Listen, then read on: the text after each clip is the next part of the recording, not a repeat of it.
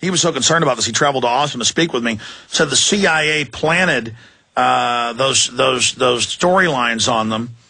And he went on to say that, well, I mean, you watch the show, the government hijacks a jet to fly it in the World Trade Center to blame it on Afghanistan, and the government uses a drill, a terror drill, to make the rest of the government stand down, and that's actually what happened on 9/11. And so there is something to that. I appreciate your call. Anything else, Brian? Man, appreciate it. Thank you. Thank you. Any comments on that, Lindsey? Because you say your source, who's a former oil company executive, told you it was an accident. You know, a globalist a lot of times will tell people the truth for a long time. Did we lose Lindsey or we lose Brian? Okay, Lindsey, you there? Do we have Lindsey? I didn't hear the last of that because of a dial tone. Yeah, I think we have a phone system hiccup there, but we'll work on that. I'm not saying this is what happened, but I mean, I know who your oil executive contact is. You've gotten good intel in the past. It's turned out to be very accurate. You know, you said a year before when oil was $60 a barrel that it was going to be $150, and that happened. And, of course, Bilderberg Group was saying similar things. And so these elites go in circles, you know, the same circles. But a lot of times these globalists will give people good info to then later at a key time give them true info but mix some lies in to put out disinfo. I mean, how does your oil company executive friend know that this wasn't staged? 87-year-old man has cancer, facing the grave. He has never told me anything that was wrong over the past 35 years. I have no choice to believe what he's saying right now. Atlantic Richfield, former, retired now, saying the same thing. There's one thing I learned, Alex, when I lived with the elite, and that is they do have a moral code. It's quite different than the moral code that you and I have. And one of the facets of their moral code is that they must tell the world everything they're going to do before they do it. Katrina, yeah, they had an oil storm just a few weeks before it and told you everything they were going to do. But the thing is, the average person does not know how to interpret what these people are saying. But they do tell you ahead of time what they're going to do. What happened in the Gulf, there was no ahead of time on this because this happened by accident. But they are going to use this now to accomplish their 2012 timeline. All right, let's go back to your phone calls here. Let's talk with Jerry in Indiana. You're on the air, Jerry. Oh, Alex, Prison Planet member for many years and bought 2 of your videos this week. Thank you. Couldn't do it without you. And we need you more than ever, Alex Jones, right now. I'm buying the videos, getting them copied. Lindsey Williams, I bought 2 of yours. I can't thank you enough for what you're doing, exposing this fraud and these elitists. My question is for Lindsey.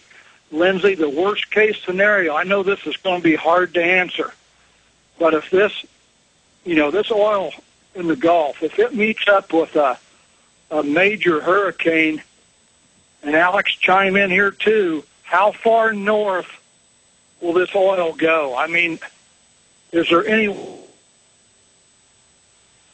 Well, I'm not a hydrologist, Jerry, and I'm not a meteorologist, but they've said that a hurricane could push this oil 20, 30 miles inland, up the estuaries, back up the rivers, and that a lot of it could be picked up in the storms and dumped in on the land. The good news is the oil is biodegradable. It does have some toxins in it, but there's all these millions of gallons of super toxic dispersant in it. It's going to be very destructive. Jerry, it sounded like your phone was fading out. Are you still there? Yes, I'm still here. Can you hear me? Yes, I can. Lindsey Williams, comment on what Jerry was just saying.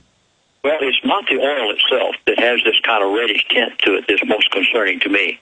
It's what else is coming out of that well in the way of gases, toxic gases. Well, that's right. They keep saying it's oil, but I mean, oil's north all the way up to New York and all the way up the east coast of the United States of America.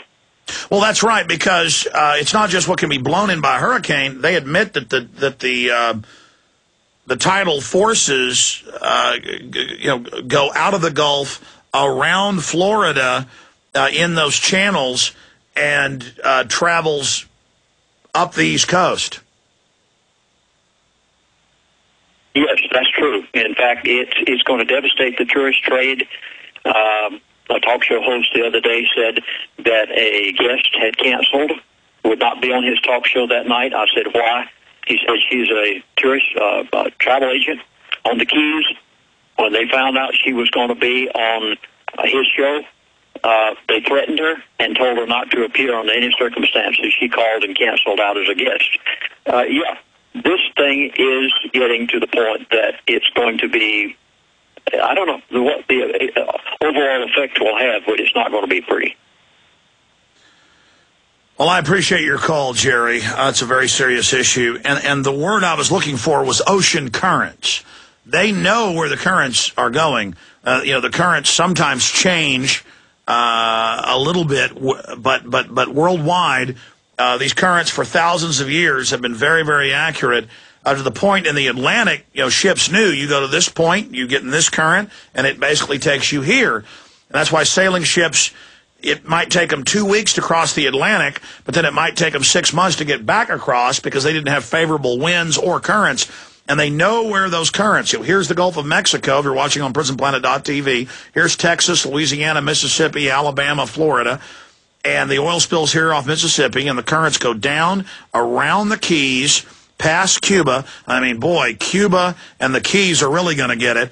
And then because most of the oil's staying out to sea, and then it's going to go up, and then the currents come in very close to shore, all the way up the East Coast, up to Canada, and then up towards Greenland and Iceland and England and Northern Europe. And Northern Europe's going to be hit by this stuff in 3 or 4 months. And if that oil well just keeps going and going and going and going, there's just no telling the type of destruction it's going to cause. And then the whole world is going to want the American taxpayer to pay. You watch, even though this is an international company.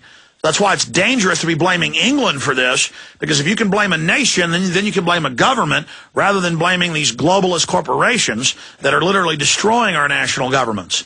And I'm not defending our national governments. They're criminal as well. The point is, these corporations are even more lawless.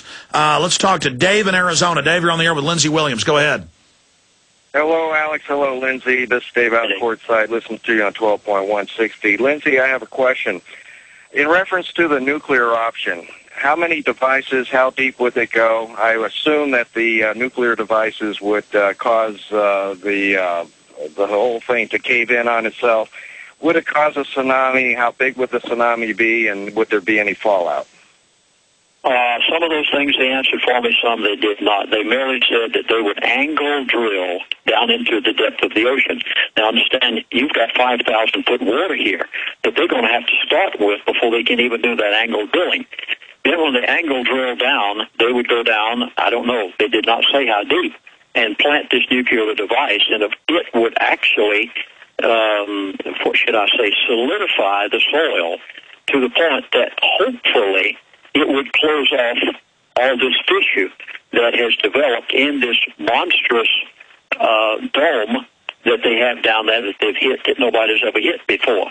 So what the results of this are going to be, it's really an unknown world. Nobody has ever charted this before. Does that answer your question? Okay, I guess it does. Up next is Dave in Arizona. Dave, you're on the air with Lindsey Williams. Go ahead. Yeah. Oh, it's Dick in Nevada. I already went to Dave. Go ahead, Dick. Yeah, hello. Good to talk to you guys. I'm kind of curious that, they started talking about this hooded thing and trying to capture and save some of this, a couple months ago, and the use of other, countries and ships, that they could recover some of this stuff if they, wanted to make an attempt at it. It sure seems like they're using this as a convenient crisis, probably going to sacrifice BP in the process, but in order to get this cap and trade or whatever tax they're going to jam on us. But with that hooded thing, it seemed to me like they would be able to pressurize and separate and save some of that oil, plus be able to probably burn off the other gases and the poisonous stuff. Well, they admit now that they are going to create a flare to burn off. They were saying 10% of it, and they say they've got a hood over it that's getting some of the oil. There's just so much oil that it's basically trying to bail out a swimming pool using a teacup, and the swimming pool is always being refilled as you're there with a teacup trying to capture it. I mean, engineering-wise, though, it looks like it is a serious obstacle. And expanding on that, they did block the states. Lindsey, what's your take on that, how they block the states? One weekend, the states were wanting to go block their estuaries and protect the fisheries, protect the key areas in Louisiana, Mississippi. And the feds did come in and say, no, wait for our response, and did everything they could to block the response. Is that so there's a bigger disaster and the feds get more power? Because we saw the same thing with Katrina. What's your view on that?